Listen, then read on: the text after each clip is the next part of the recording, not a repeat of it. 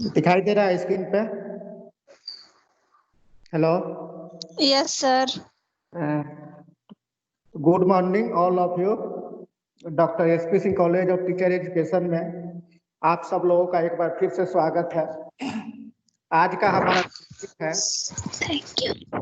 आज का हमारा टॉपिक है शिक्षा का अधिकार 2009, राइट टू एजुकेशन अर्थात आरटीई, जिसको हम हिंदी में शिक्षा का अधिकार कहते हैं। इसको 2009 में संसद से पारित किया गया था। आरटीई, ध्यान से सुनिएगा, आरटीई, राइट टू एजुकेशन, जिसको हिंदी में हम क्या कहते हैं? शिक्षा का अधिकार। यह बच्चों के लिए निःशुल्क एवं अनिवार्य शिक्षा का अधिकार प्रदान करता है। इसको शिक्षा का अधिकार हमें क्या देता है?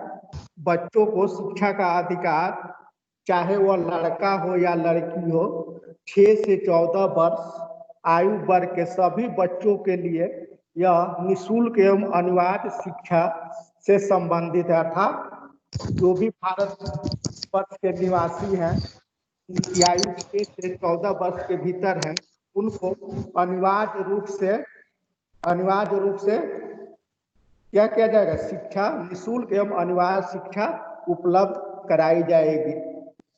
तो आप समझ गए शिक्षा का अधिकार क्या है? शिक्षा का अधिकार अर्थात बच्चों के लिए निःशुल्क एवं अनिवार्य शिक्षा का अधिकार अधिनियम 2009 भारतीय शिक्षा के इतिहास में एक क्या था? ऐतिहासिक घटना माना गया है।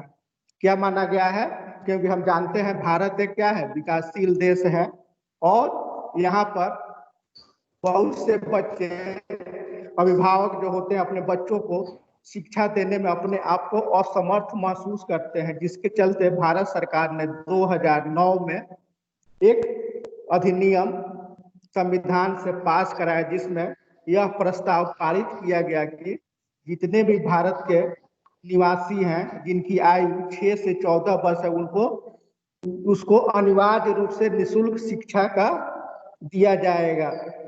ठीक है। भारतीय शिक्षा में यह एक अपने आप में एक ऐतिहासिक घटना है। संविधान के नीति निर्देशक तत्वों के अधीन अनुच्छेद 45 के अंतर्गत शिक्षा के अधिकार को मान्यता दी गई थी। क्या दी गई थी? संविधान के नीति निर्देशक तत्वों के अधीन अनुच्छेद 45 के अंतर्गत शिक्षा के अधिकार को मान्यता दी गई थी। संविधान में 42वें संशोधन द्वारा शिक्षा को समवर्ती सूची में शामिल किया गया। कब शामिल किया गया था? 42वें संविधान संशोधन द्वारा शिक्षा को समवर्ती सूची में शामिल किया गया। समवर्ती सूची का मतलब यह होता है कि शिक्षा केंद्र के सूची में भी आएगी और राज्य के भी सूची में आएगी। अर्थात शिक्षा का दायित्व केंद्र सरकार के पास भी रहेगा और राज्य सरकार के पास रहेगा। अर्थात वैसी सूची जिस पर केंद्र का भी आधिपत्य होता है और राज्य का भी आधिपत्य होता है, उसे हम समवर्ती सूची के नाम से जानते हैं। यह 42वें संशोधन द्वारा शिक्षा को समवर्ती सूची में शामिल किया गया है। उसके बाद 86वें संविधान संशोधन द्वारा 2002 द्वारा शिक्षा के अधिकार को प्रभावी बनाया गया। कब बनाया गया? 86वें संशोधन 2002, जब संविधान को 86वें संशोधन हुआ, कब हुआ? 2002 में। तो शिक्षा के अधिकार को क्या किया गया? प्रभावी बनाया गया, जिसके परिणाम स्वरूप दिसंबर 2002 में संविधान के भाग 3 में मौलिक अधिकार के तहत अनुच्छेद 21A को जोड़कर 6 से 14 आयु वर्ग के सभी बच्चों को मुफ्त एवं अनिवार्य शिक्षा को मौलिक अधिकार माना गया है। मैं इसको फिर से एक बार रिपीट कर देता हूं, ध्यान से सुनिएगा। 46वें संशोधन जो 2002 में किया गया था के अधिकार को, अर्थात शिक्षा के अधिकार को प्रभावी बनाया गया, जिसके परिणाम स्वरूप दिसंबर 2002 में संविधान के भाग 3 में मौलिक अधिकारों के तहत अनुच्छेद 21A को जोड़कर 6 से 14 आयु वर्ग के सभी बच्चों को मुफ्त एवं अनिवार्य शिक्षा का मौलिक अधिकार माना गया है। अक्टूबर, ध्यान से सुनिएगा, थोड़ा आंकड़ा है। अक्टूबर 2003 में उपरोक्त अनुच्छेद में वर्णित कानून का मसौदा तैयार कर क्या किया गया? अक्टूबर 2003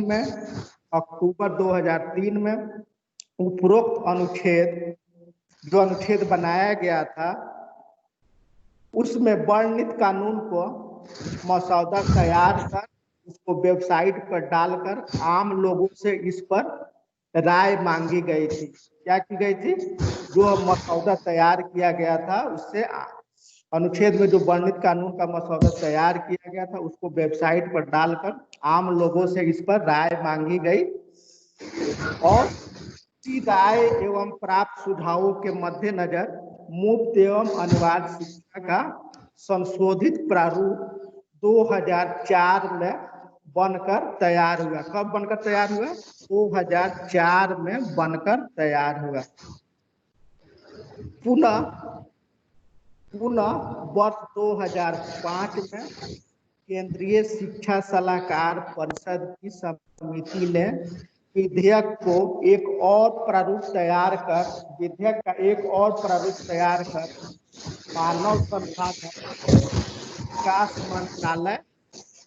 मानव संसाधन विकास मंत्रालय को भेजा। कब भेजा? 2005 में केंद्रीय शिक्षा सलाहकार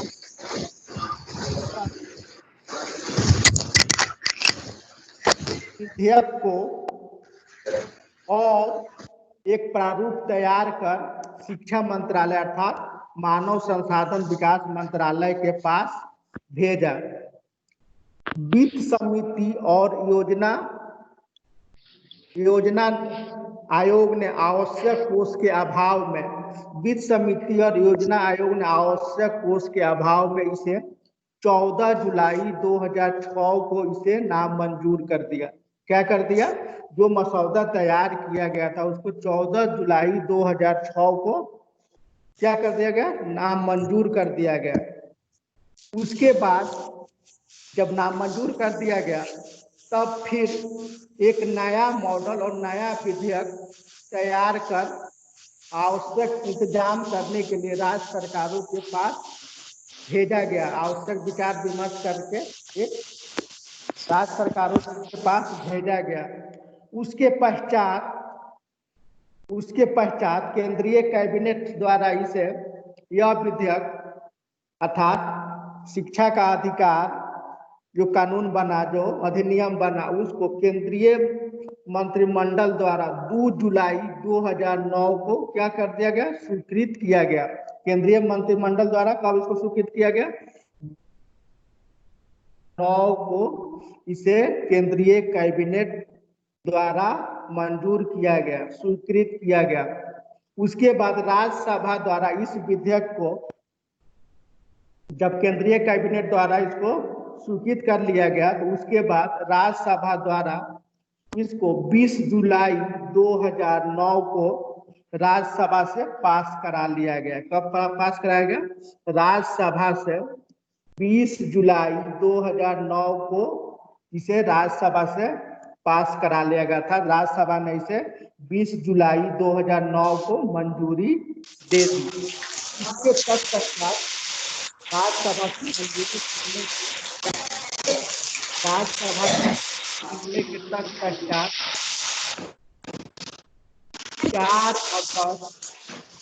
4 अगस्त 2009 को पारित किया गया। लोकसभा से इसे कब पारित किया गया? 4 अगस्त 2009 को इसे लोकसभा से पारित कर दिया गया। कब किया गया? 4 अगस्त 2009 को इसे संसद से अर्थात लोकसभा से इस ऐतिहासिक विधेयक को मंजूरी देकर देश के लिए एक नया कानून बनाया गया। शिक्षा का अधिकार अधिनियम कब? 4 अगस्त 2009 को संसद में इसे पास कराकर अर्थात हम कह सकते हैं इस ऐतिहासिक विधेयक को मंजूरी देकर देश के लिए एक नया कानून बनाने का प्रयास किया गया। जब 4 अगस्त 2009 को यह पास हो गया, उसके तत्पश्चात 1 अप्रैल 2010 से इसे पूरे देश में लागू कर दिया गया, केवल जम्मू कश्मीर को छोड़कर।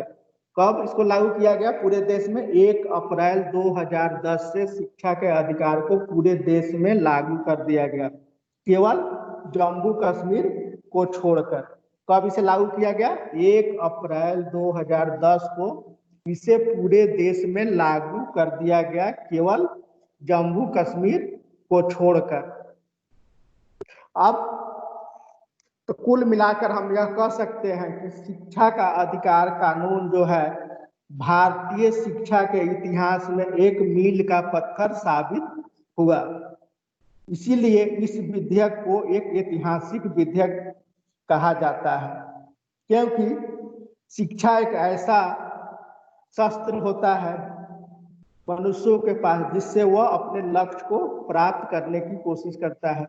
वह जिस चीज की मनोभावना रखता है, जिस लक्ष्य को पाने की कोशिश करता है, शिक्षा उसमें उसकी मदद करती है। और शिक्षा का अधिकार कानून जो बना, जो विधेयक बना, वो बच्चों के लिए, खासकर देश के गरीब तबके के बच्चों के लिए बहुत ही ऐतिहासिक कानून बनकर उभरा, जिससे कि उनको शिक्षा लेने में किसी भी प्रकार की कोई दिक्कतों का सामना, किसी भी प्रकार की कठिनाइयों का सामना न करना पड़े। अर्थात हम कह सकते हैं कि शिक्षा का अधिकार कानून जो 2009 में लोकसभा से 4 अगस्त 2009 को जो लोकसभा से पास किया गया, वह एक बहुत ही शिक्षा के क्षेत्र में ऐतिहासिक विधेयक कहा जा सकता है।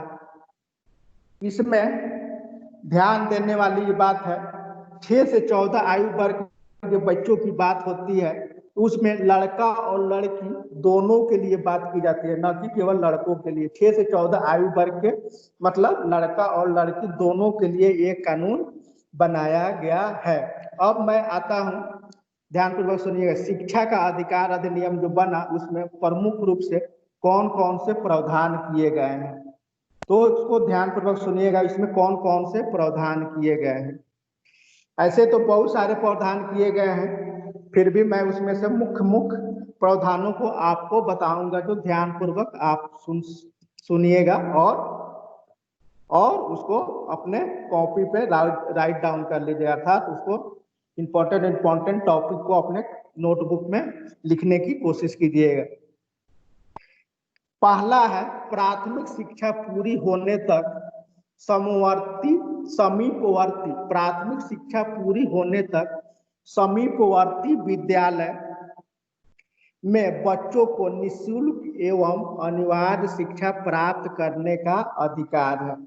क्या है? जिस बच्चा की उम्र 6 वर्ष से ऊपर है, उसको प्राथमिक शिक्षा पूरी करने के लिए अपने आस पड़ोस में, अर्थात उसके घर के जो सबसे नजदीक में जो विद्यालय है, जो पाठशाला है, जो स्कूल है, उसमें उस बच्चों को निःशुल्क एवं अनिवार्य रूप से शिक्षा प्राप्त करने का अधिकार दिया गया है।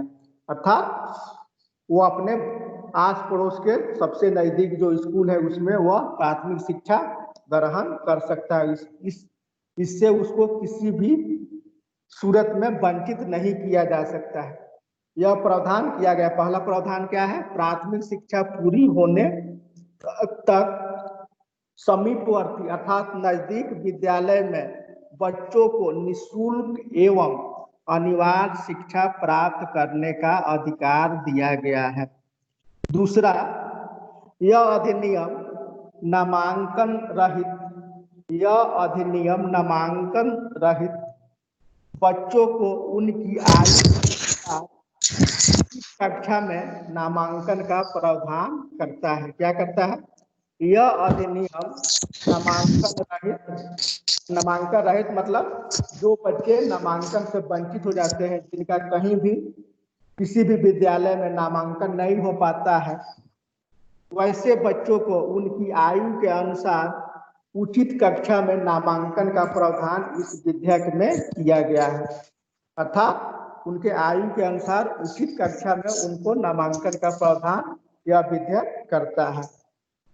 तीसरा है सर हाँ हेलो से नहीं दिख रहा है। हेलो सर पेज अच्छा से नहीं दिख रहा है ना, बोले कि पेज अच्छा से नहीं दिख रहा है ना लिखा हुआ। इसको क्षैतिज कर लीजिए, दिखाई देगा। क्षैतिज मोबाइल को कर लीजिए। इसको आप सुनिएगा। तीसरा पॉइंट जो है, 6 से 14 वर्ष की आयु के किसी बच्चे को 6 से 14 वर्ष की आयु के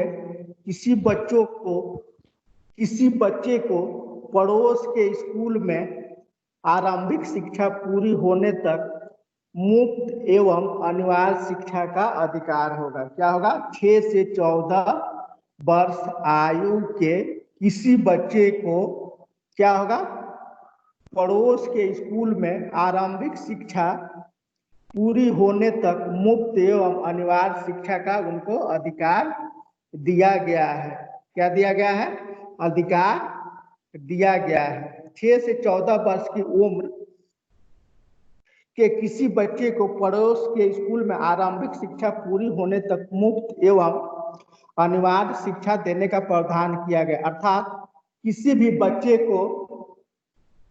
बच्चे को आरंभिक शिक्षा लेने के लिए ऐसा कोई भी धन खर्च नहीं करना पड़ेगा, धन व्यय नहीं करना पड़ेगा अथवा शुल्क नहीं देना होगा जो उसे आरंभिक शिक्षा में आगे बढ़ने के लिए अथवा पूरी होने से रोक सके। अर्थात उसको निःशुल्क शिक्षा दिया जाएगा। किसी भी प्रकार की विकलांगता से प्रभावित बच्चों को मुफ्त एवं अनिवार्य शिक्षा का से वंचित नहीं किया जा सकता। अर्थात विकलांगता से प्रभावित बच्चों को मुफ्त एवं अनिवार्य शिक्षा का अधिकार उनको भी दिया गया है। अगला पॉइंट है, यदि 6 साल से ऊपर, अगला पॉइंट है, ध्यानपूर्वक सुनिएगा।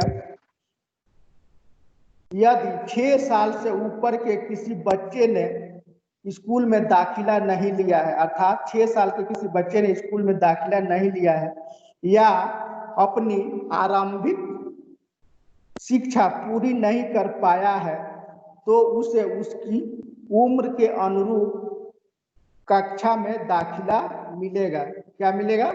उसके उम्र के, मैंने शुरू में ही बताया है, उनके उम्र के अनुसार उनकी कक्षा में उनको दाखिला दे दिया जाएगा। इस स्थिति में उसे दूसरे विद्यार्थियों के बराबर आने के लिए उसी समय सीमा में विशेष प्रशिक्षण प्राप्त करने का अधिकार होगा। क्या होगा?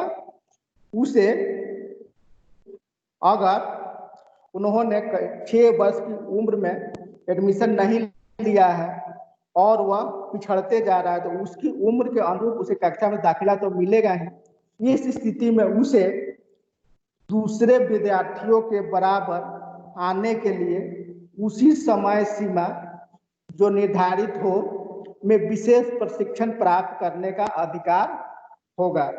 आरंभिक कक्षा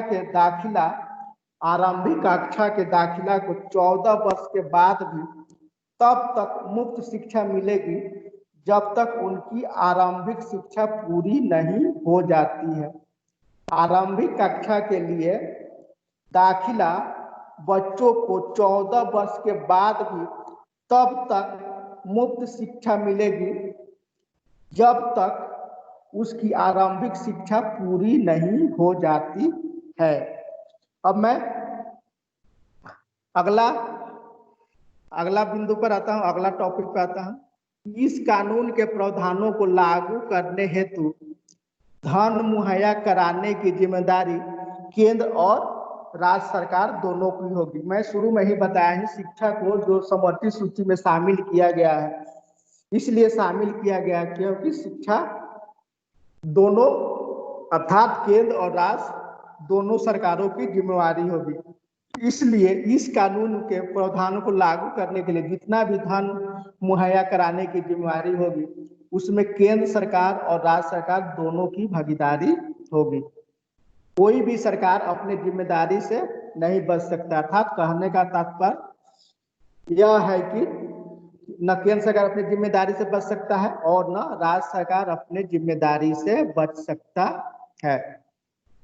अगला पॉइंट है, इस कानून के प्रावधान लागू करने के लिए उपयुक्त सरकार और स्थानीय प्राधिकरण को अनेक क्षेत्रों या पड़ोस की सीमा में जैसा निर्धारित किया गया है, यदि स्कूल न हो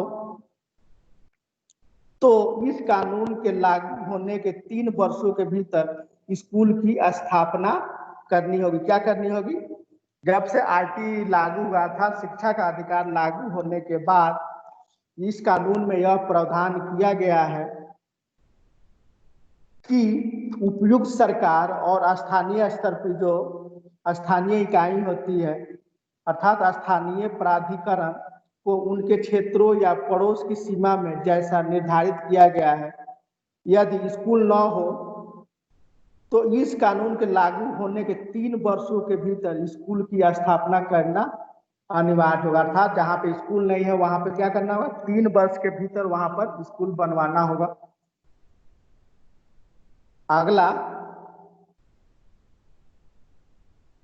अगला प्रावधान है, केंद्र सरकार अकादमिक प्राधिकारियों की सहायता से राष्ट्रीय पाठ्यचर्या की रूपरेखा क्या करेगी? विकसित करेगी।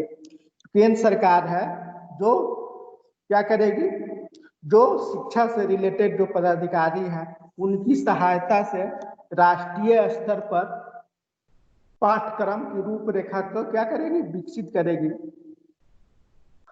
अगला प्रावधान जो है वह है, केंद्र सरकार शिक्षकों के प्रशिक्षण के लिए मानक तय करेगी तथा लागू करेगी। केंद्र सरकार क्या करेगी? प्रशिक्षण के लिए, शिक्षकों के प्रशिक्षण के लिए मानक तय करेगी तथा लागू करेगी।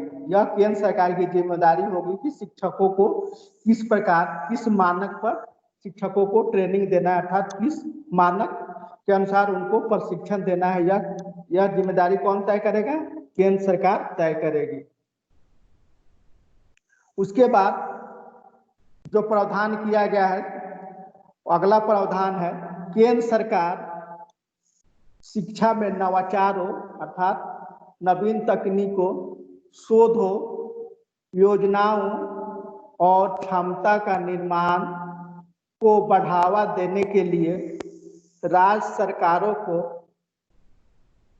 क्या करेगी? राज्य सरकारों को तकनीकी सहायता तथा संसाधन उपलब्ध कराएगी। केंद्र सरकार क्या करेगी? केंद्र सरकार नवाचार को बढ़ावा देने के लिए, शोध को बढ़ावा देने के लिए, योजनाओं को क्रियान्वयन के लिए और क्षमता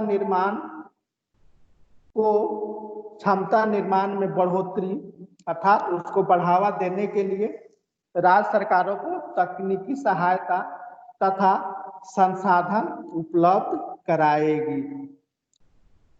10वां प्रावधान है, 10 नंबर प्रावधान है, उपयुक्त सरकार तथा प्राधिकरण का यह दायित्व होगा कि भौतिक सुविधाएं जिसमें विद्यालय, भवन, शिक्षक और अधिगम उपकरण उपलब्ध कराए तथा अनुसूची में निर्धारित मानकों के अनुसार अच्छी एवं गुणवत्तापूर्ण शिक्षा सुनिश्चित करे। क्या करे? अगर विद्यालय में कोई भी भौतिक सुख सुविधाएं उपलब्ध नहीं है तो जो सरकार, उपयुक्त सरकार होगी अर्थात केंद्र सरकार, राज्य सरकार या स्थानीय स्तर पर जो प्राधिकरण को यह दायित्व सौंपा गया है, यह दायित्व होगा कि वो भौतिक सुविधाएं जिसमें विद्यालय का भवन, फर्नीचर, शिक्षक और अधिगम उपकरण में जैसे चौक, डस्टर, मानचित्र, चार्ट, ब्लैक बोर्ड, ये सब सामग्री उपलब्ध कराए तथा अनुसूची में निर्धारित मानकों के अनुसार अच्छी एवं गुणवत्तापूर्ण शिक्षा को सुनिश्चित करे। अगला 11 नंबर पॉइंट है, प्रत्येक अभिभावक या बच्चों के संरक्षक, प्रत्येक अभिभावक या बच्चों के संरक्षक अर्थात बच्चों के पेरेंट्स का यह कर्तव्य होगा कि वह अपने बच्चों को पड़ोस के विद्यालय में आरंभिक शिक्षा के लिए क्या दिलाए, प्रवेश दिलाए। अर्थात अभिभावक का या पेरेंट्स का भी यह कर्तव्य होगा कि वह अपने बच्चों को पड़ोस के विद्यालय में प्रारंभिक शिक्षा लेने के लिए क्या करें, प्रवेश दिलाए। 12 नंबर पॉइंट है, सभी प्रकार के सरकारी विद्यालय प्रवेश लेने वाले सभी बच्चों को मुफ्त और अनिवार्य शिक्षा उपलब्ध कराएगी। क्या करेगी, सभी प्रकार के सरकारी विद्यालय प्रवेश लेने वाले सभी बच्चों को मुफ्त एवं अनिवार्य शिक्षा उपलब्ध कराएगी। पूरी तरह से निजी विद्यालय अर्थात जो प्राइवेट विद्यालय होते हैं, कक्षा 1 के लिए निर्धारित विद्यार्थी की संख्या का न्यूनतम 25% बच्चे पड़ोस के कमजोर तथा वंचित वर्ग से लेंगे और उन्हें प्रारंभिक शिक्षा के पूरी होने तक मुफ्त एवं अनिवार्य शिक्षा उपलब्ध कराएंगे। अर्थात कहने का तात्पर्य यह हुआ कि सरकारी विद्यालय जो है वो तो बच्चे का एडमिशन करेंगे, साथ ही साथ जो निजी विद्यालय हैं वे अपने उनके विद्यालय में कक्षा 1 में जितना सीट निर्धारित किया गया उस सीट का न्यूनतम 25% बच्चे गरीब तबके के या अपने आस पड़ोस के कमजोर तथा वंचित वर्ग से लेंगे और उन्हें प्रारंभिक शिक्षा पूरी होने तक मुफ्त एवं अनिवार्य शिक्षा उपलब्ध कराएंगे। अर्थात प्राइवेट विद्यालय भी 25% बच्चों को मुफ्त एवं अनिवार्य शिक्षा उपलब्ध कराएगी, वंचित एवं गरीब तबके के बच्चे को। 13 नंबर पॉइंट है, उम्र के प्रमाण पत्र के अभाव में विद्यालय में किसी बच्चे को प्रवेश लेने से रोका नहीं जाएगा। क्या किया जाएगा, अगर मान लीजिए सपोज दैट किसी बच्चा के पास जन्म प्रमाण पत्र नहीं है तो उसको इस आधार पर विद्यालय में प्रवेश के लिए नहीं रोका जाएगा कि आपके पास जन्म प्रमाण पत्र नहीं। अर्थात कहने का तात्पर्य यह हुआ कि उम्र प्रमाण पत्र के अभाव में विद्यालय में किसी बच्चे को प्रवेश लेने से नहीं रोका जा सकता है। 14 नंबर पॉइंट है, कोई विद्यालय या संस्था बच्चों के प्रवेश के समय किसी भी तरह का शुल्क नहीं लेंगे। क्या करेंगे, कोई बच्चा अगर विद्यालय या संस्था में एडमिशन लेने जाता है तो उस समय किसी भी तरह से किसी भी प्रकार का शुल्क उनसे नहीं लिया जाएगा और न ही बच्चे के अभिभावकों और संरक्षकों की परीक्षा ली जाएगी। ऐसा करने वाले विद्यालयों को जुर्माना देना पड़ सकता है। क्या किया जा सकता है, अगर कोई विद्यालय एडमिशन लेते समय किसी बच्चा से शुल्क लेता है या बच्चे का टेस्ट लेता है या उनके अभिभावक का टेस्ट लेता है या उनका अभिभावक परीक्षा लेता है तो ऐसा करने वाले विद्यालयों को जुर्माना देना पड़ सकता है। अगला पॉइंट है, किसी बच्चे को किसी कक्षा में रोका नहीं जाएगा और आरंभिक शिक्षा के पूर्ण होने तक स्कूल से निकाला नहीं जाएगा। अर्थात जो बच्चा एडमिशन ले लिया है स्कूल में उसको शिक्षा पूरी होने तक उसको उसी विद्यालय में रखा जाएगा। अर्थात उसको बीच में उसको स्कूल से ड्रॉप आउट नहीं होने दिया जाएगा। अर्थात उसको बीच अवधि में स्कूल से नहीं निकाला जाएगा। अर्थात किसी कक्षा में न उसको रोका जाएगा और न ही प्रारंभिक शिक्षा के पूर्ण होने तक स्कूल से उसे निकाला जाएगा। अर्थात उसको शिक्षा पूरा करने का उसको पूर्ण अधिकार उसको दिया गया है। आरंभिक शिक्षा के पूर्ण होने तक स्कूल से निकाला नहीं जाएगा उसे। अगला पॉइंट है, किसी बच्चे को शारीरिक रूप से दंड, सजा या मानसिक रूप से यातना नहीं दी जाएगी। ऐसा सजा देने वालों के खिलाफ अनुशासनिक कार्रवाई की जाएगी। किसी बच्चे को यह जो शिक्षा का अधिकार कानून जो लागू किया गया, शिक्षा का अधिकार जो कानून लागू किया गया, शिक्षा का अधिकार कानून जो लागू किया गया, उसमें यह प्रावधान किया गया है, उसमें यह प्रावधान किया गया है कि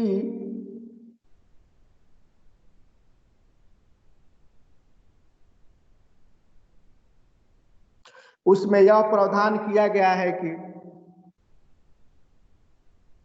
किसी भी बच्चे को शारीरिक सजा या मानसिक सजा नहीं दी जा सकती है।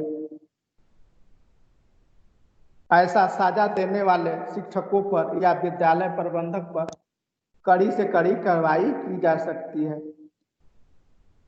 अगला पॉइंट है विद्यालय को अर्थात विद्यालय में शिक्षकों को अपनी उपस्थिति और नियमितता बनाए रखनी होगी। क्या करनी होगी? शिक्षक को विद्यालय में अपनी उपस्थिति और नियमितता पेज नहीं दिख रहा है। दिखेगा अभी।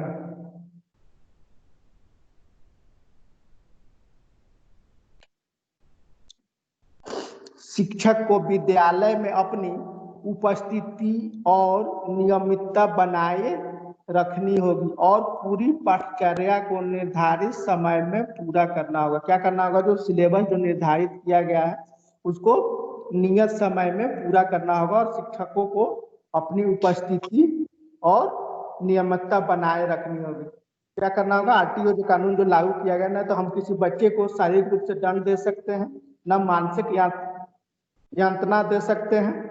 ऐसा अगर टीचर कोई करता है तो उस पर क्या किया जाएगा? अनुशासनात्मक कार्रवाई की जा सकती है। अगला पॉइंट है किसी भी शिक्षक जो कोई भी जो विद्यालय में शिक्षक है उसको जनगणना, आपदा राहत कार्य या चुनाव कार्य के अलावा किसी गैर शैक्षणिक कार्यों के लिए नहीं भेजा जाएगा। अर्थात जो विद्यालय में जो शिक्षक कार्य हैं उनको जनगणना, आपदा राहत कार्य या चुनाव कार्य को छोड़कर किसी गैर शैक्षिक कार्यों के लिए उसको नहीं भेजा जाएगा। अर्थात ये 3 कामों को छोड़कर जनगणना, आपदा राहत और चुनाव कार्य को छोड़कर इसके अलावा किसी अन्य कार्यों में नहीं लगाया जाएगा। अर्थात गैर शैक्षिक कार्यों में के लिए उनको नहीं भेजा जाएगा। आरटीई शिक्षा का अधिकार कानून का सबसे महत्वपूर्ण जो पॉइंट है, कोई भी शिक्षक निजी ट्यूशन या शिक्षण नहीं करा सकता है। अगर कोई शिक्षक सरकारी शिक्षक है तो निजी ट्यूशन नहीं करा सकता है, अर्थात वो निजी ट्यूशन या होम ट्यूशन नहीं पढ़ा सकता है। अगला पॉइंट है इस अधिनियम का वित्तीय बोझ, इस अधिनियम को लागू करने के लिए जो वित्तीय बोझ जो होगा उस पे केंद्र सरकार और राज्य सरकारों के बीच 55:45 के अनुपात में साझा किया जाएगा। जो वित्तीय बोझ होगा उसमें क्या किया जाएगा? अर्थात जो यह अधिनियम लागू करने के लिए जो जिस रिसोर्स की आवश्यकता होगी, जितने पैसे की आवश्यकता होगी, उसका 55% केंद्र सरकार देगी और 45% क्या देगी? राज्य सरकार देगी। अर्थात कहने का तात्पर्य यह हुआ कि अगर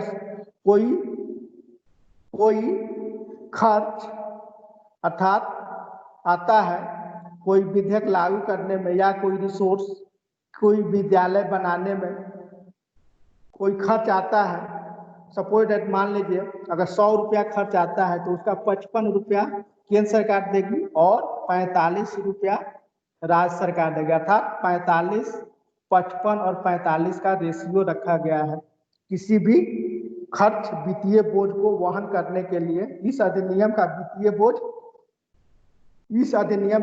बोझ केंद्र और राज्य सरकार के बीच क्या होगा? 45 अर्थात वित्तीय बोझ केंद्र सरकार और राज्य सरकारों के बीच 55:45 के अनुपात में साझा किया जाएगा। अर्थात अर्थात 1 रुपया का 55 पैसा केंद्र सरकार और 45 पैसा राज्य सरकार वहन करेगी। तो आज का कक्षा यहीं पे समाप्त होता है। अगर कोई क्वेश्चन हो तो पूछ सकते हैं।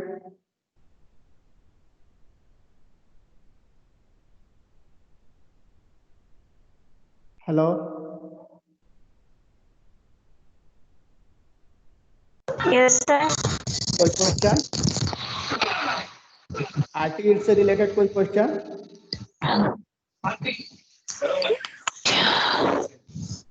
बिहार एक शहीद होने वाला है। मेरे पास ब्लैक बेल्ट है। ठीक है, तो क्लास समाप्त होता है। अब आप लोग रेड बटन दबा के लीव हो जाइए। Ankita, Ankita, yes sir. Ankita, yes sir. कहें रेड बटन दबाकर लीव हो जाओ, क्लास समाप्त हो चुका है। Okay sir. Anu Kumari, Anu, class समाप्त हो चुका है। आप लोग रेड बटन दबा के लीव हो जाइए। Hello, Nandini Kumari, Vinita Kumari, red button दबा कर लीव हो जाइए।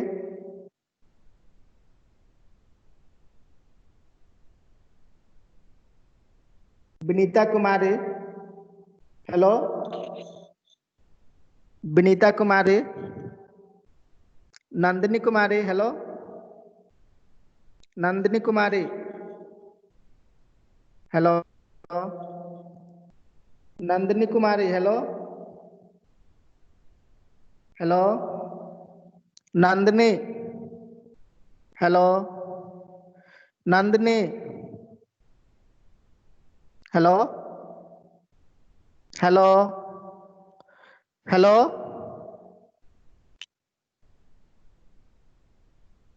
Hello, Nandini, hello,